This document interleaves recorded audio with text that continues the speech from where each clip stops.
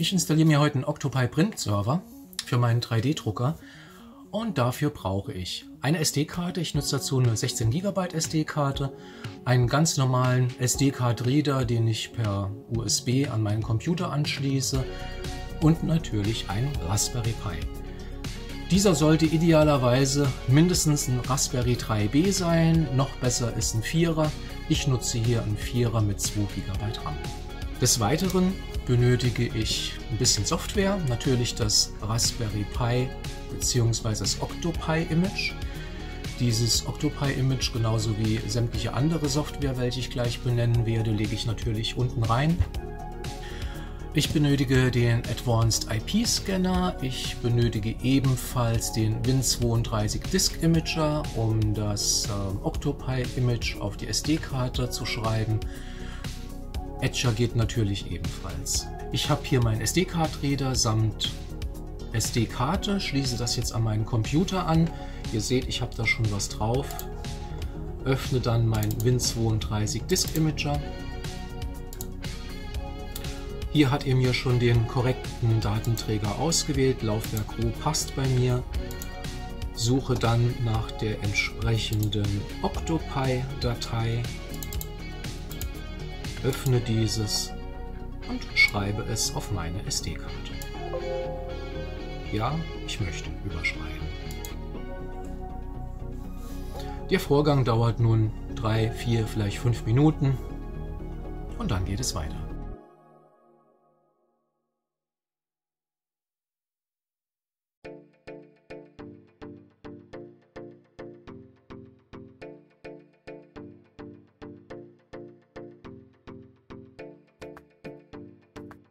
Der Schreibvorgang ist beendet.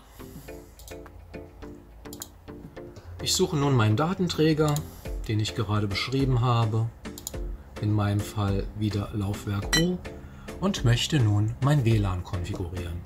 Dies geht über die WLAN-Konfigurationsdatei Octopi WPA. Diese öffne ich.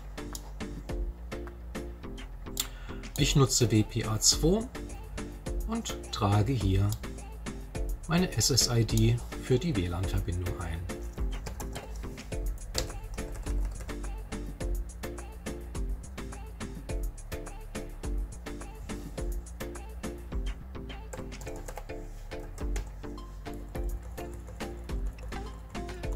Nicht vergessen, die Rautezeichen müssen weg.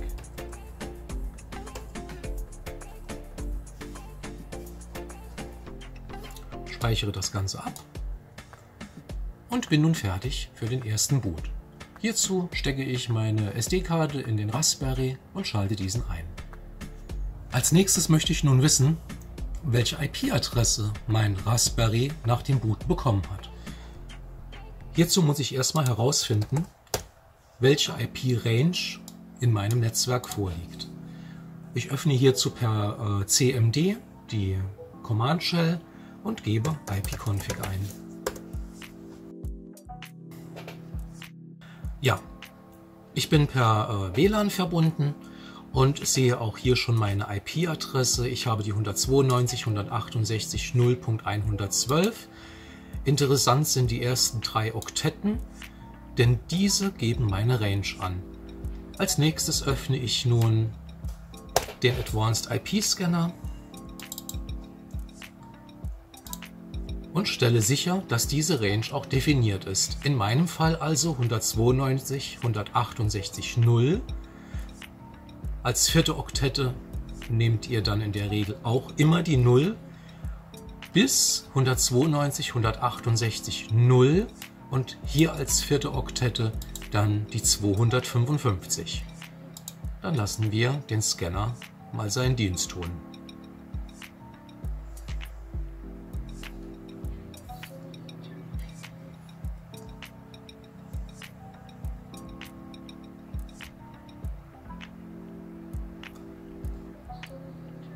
Und da ist er auch schon. Octopi. Der Octopi hat die 125 bekommen. Wunderbar. Ich öffne nun einen Webbrowser und gebe die IP-Adresse ein.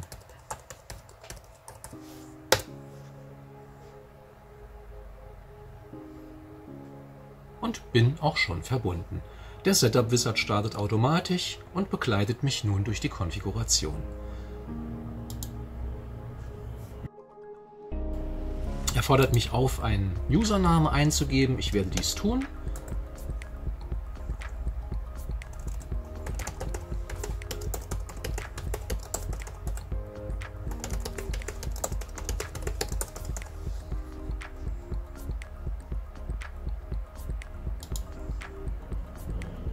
Und klicke auf Weiter.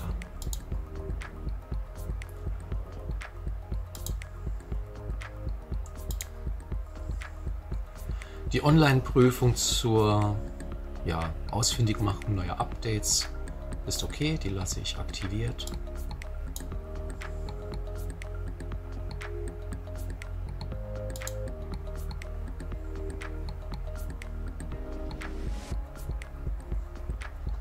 Plugin Blacklist ist auch ganz okay.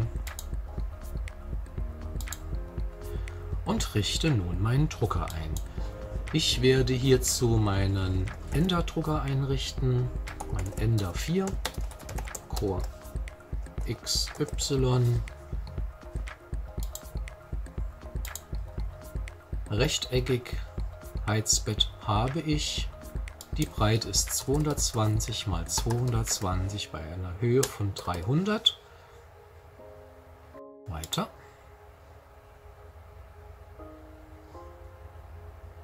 Und beenden.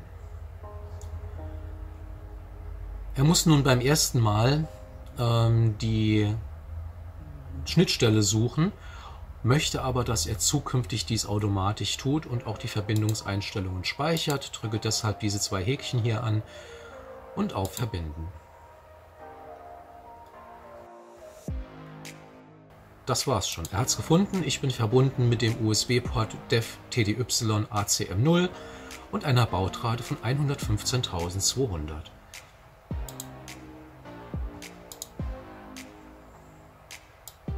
Tatsächlich sind wir jetzt auch schon bereit für den ersten Druck.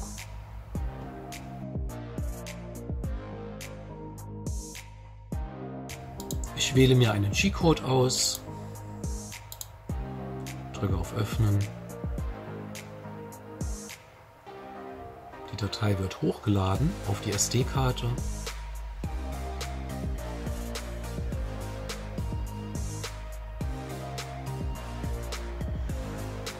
Und werde diese nun öffnen. Meine Datei liegt nun bereit zum Drucken. Ich möchte mir aber noch ein paar Einstellungen anschauen, die der Drucker bzw. der Druckserver hergibt. Zum einen haben wir hier das grafische Menü. Ich sehe hier den Verlauf von meinen Temperaturen. Tool und Bett wird hier unten angezeigt. Ich kann den Drucker fernsteuern. Ist auch eine Kamera angeschlossen und wurde automatisch erkannt. Ich kann Z bewegen und natürlich auch X und Y. Ebenfalls könnte ich nun extrudieren.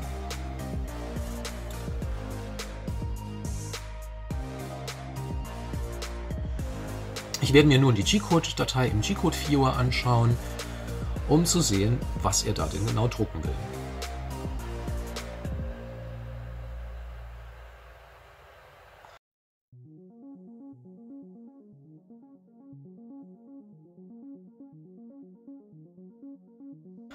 Das ist der First Layer.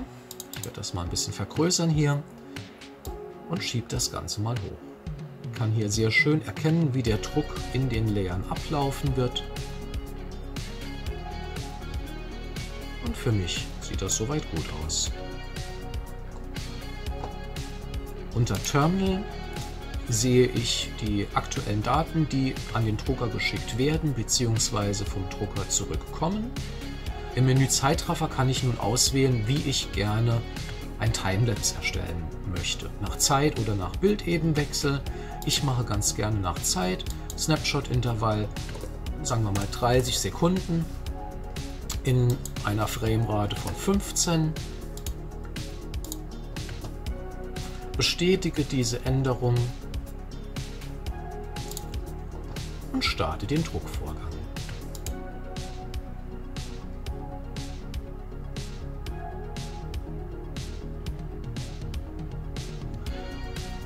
Der Drucker fängt nun an, das Bett aufzuheizen. Man sieht hier die definierte Solltemperatur und hier langsam ansteigend die Ist-Temperatur.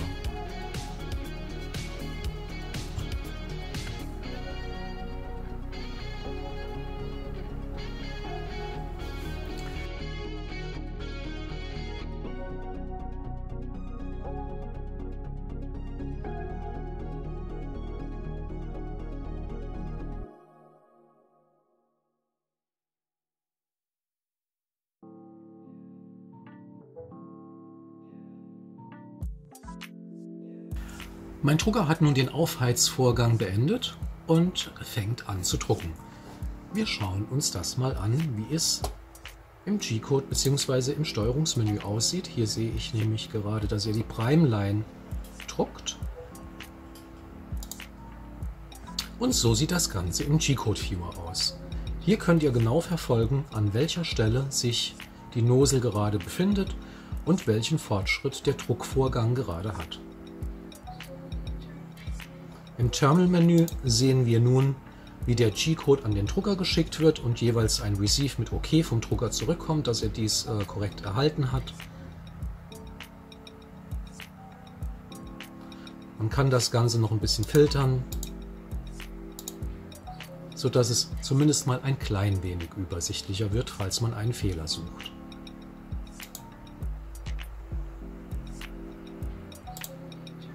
Wenn du nun neugierig geworden bist und wissen willst, was sich hinter dem ominösen Namen Face Mask Skull verbirgt, dann schau unbedingt in mein Halloween-Special rein, welches ich in den nächsten Tagen ebenfalls hochladen werde.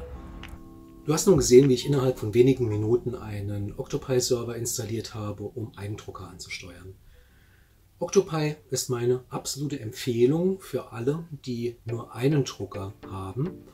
Möchte aber nicht verheimlichen, dass es Mittel und Wege gibt, mit Octopi auch mehrere Drucker anzusteuern.